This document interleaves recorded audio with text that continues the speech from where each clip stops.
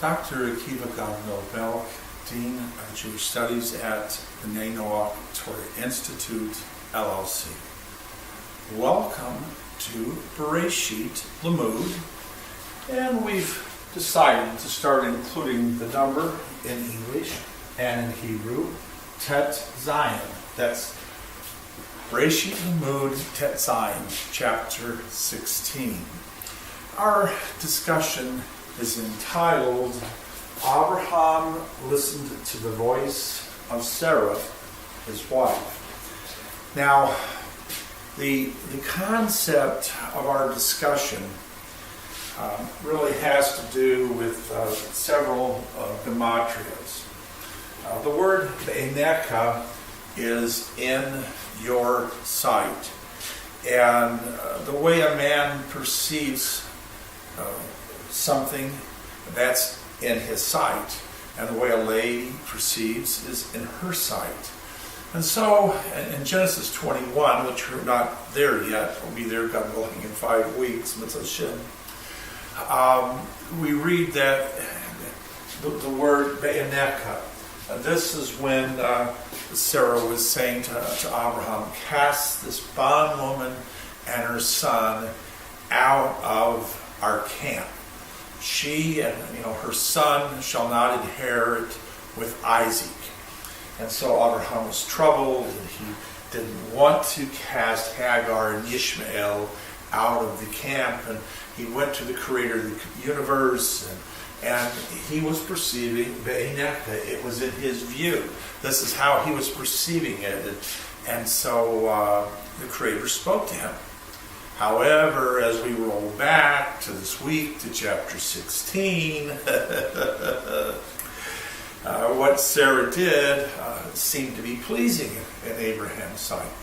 And I guess I should say to you, I need to mention, as I'm holding the book in my hand, that this is our textbook, Gematria and Mysticism in Genesis, book 2.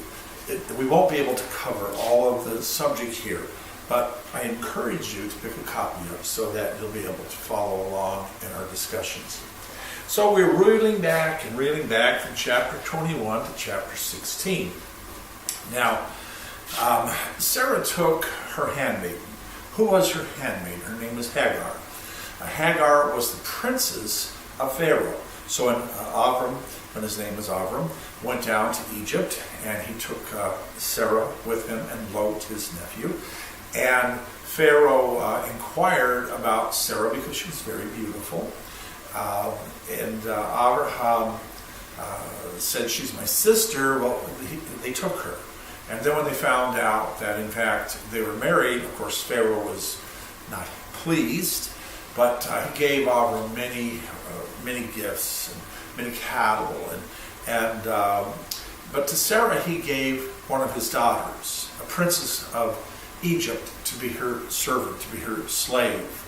This was a sign of honor, in a sense, because he had done nothing to Sarah, and so he made his daughter her servant. And this was really quite, the trust that the Pharaoh placed in the judgment of Sarah and in her wisdom. Well, the custom of the land in those days was if a man, his wife, did not give him a child in the land of Eretz Canaan in 10 years, he either had to take another wife or he had to divorce his wife and take a new wife. And Sarah knew this custom. Now I asked the Rebbetzin, I said, what do you think about this? And she says, well, it was the custom of the land, and Sarah was following the custom. And however, Yitzhak, Abram's son and Sarah's son, chose not to follow the custom when his wife Rivka did not have a child after 10 years of marriage. And so, this leaves us in this quandary. Should you follow a custom? Shouldn't you follow a custom? And so I asked the Rebbetzin, and she says, well, the lady Sarah, she was a Novi, she was a prophetess, and at the time when her name and Avram's name were Sarai and Abram, you could see in the stars there was no children intended for them, and so she did the custom of the land. later God would change her name to Sarah, and Abraham, his name was Abram, his name to Abraham. And then all of a sudden the constellations changed, and the gematria, the mysticism of the numbers and the letters in their name changed, and all of a sudden Sarah could have a son, and Abram could be the father of many nations, and Sarah the mother of many nations. So we recognize in the letter Bet, Aneka, the Bet, and we recognize in the letter Lamed, which represents 30. Every month is a cycle. The normal days in a Hebrew month is 30. Now sometimes there's 29, but normally 30. And that's the cycle for a lady's menstrual period, her time of the month. Every time the moon goes around, from a very big full moon to a little tiny thin eighth of a sliver of a moon, the 30-day cycle. And during that time, a lady, she has her time of the month, and so the female body is in tune to the Lamed, in tune to the cycle of the moon. And on Rosh Chodesh, the day that we proclaim the new month, one of the blessings we say is, he said of the moon that it should renew itself like a crown of splendor, as those that are born by him from the womb, those who are destined to renew themselves each month like the moon, and to glorify their Creator for the sake of his glorious kingdom. Baruch atah Hashem ha-mechadesh hadashim. Blessed are you, O Lord, who renews the months. Dear ones, the concept is that the Lamed is the letter that represents the cycle for the ladies each month. The Lamed is the cycle which reminds the man, Rosh Chodesh, you have to present yourself before God at your temple, at your synagogue, and you have to renew yourself before God. You have to cleanse yourself of any sins of the past month, and you have to change and improve. And so we take the Lamed and we take the letter Bet, and we have the word Lav, heart. And so we see that in heart, there's what we see with our eyes, but there's what we can see into the heart of another individual. One of my brothers mentioned to me, Rivi, your wife, she has a very tender, compassionate heart. Oh, I know that, Baruch Hashem Knanahara. So thankful for that. So blessed and appreciative of the tenderness that is exhibited there, Knanahara. And so, dear ones, when Abraham, when he saw, when his eyes saw, when he heard the words that Sarah said, they displeased him. He was listening to what she said, but they displeased him.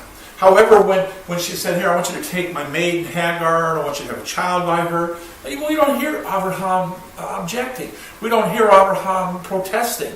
We don't see, really, it doesn't look like Abraham is looking into the lane, into the heart of Sarah. Sarah's doing this custom because it's a custom of the land.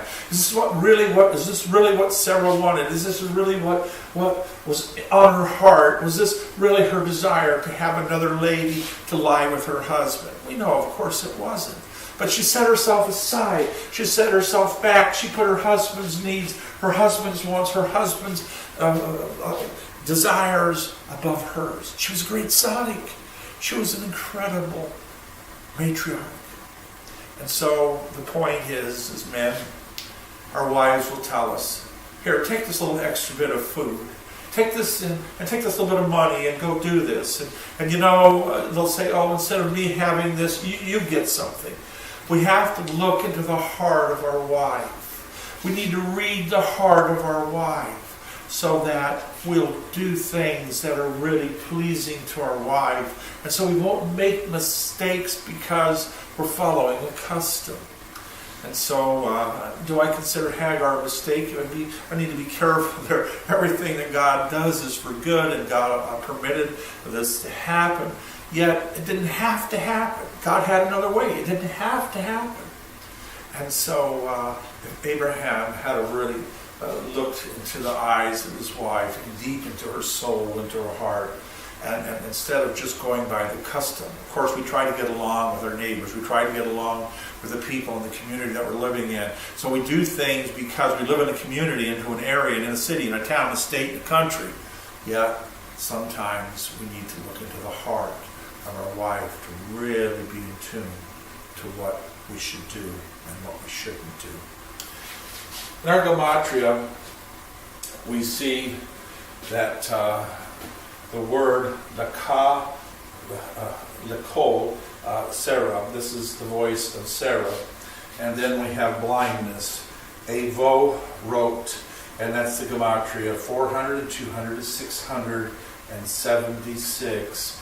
And what we see is that the sages caution men about listening to ladies sing in the music, because it kind of puts us in a situation where we are blind to what's being said, what's going on. And so Abraham, he listened to the voice of Sarah, and unfortunately he allowed himself some perhaps blindness to what was really happening and to what really needed to be done. And so men, we must be very careful, very tender, very understanding when our wife talks to us and says words that we want to hear, words that are pleasing to us. We really need to look into the heart of our wife. We need to really know, is this really what is in her heart? Is this what is really her desire, instead of what is she just saying? Thank you for joining me.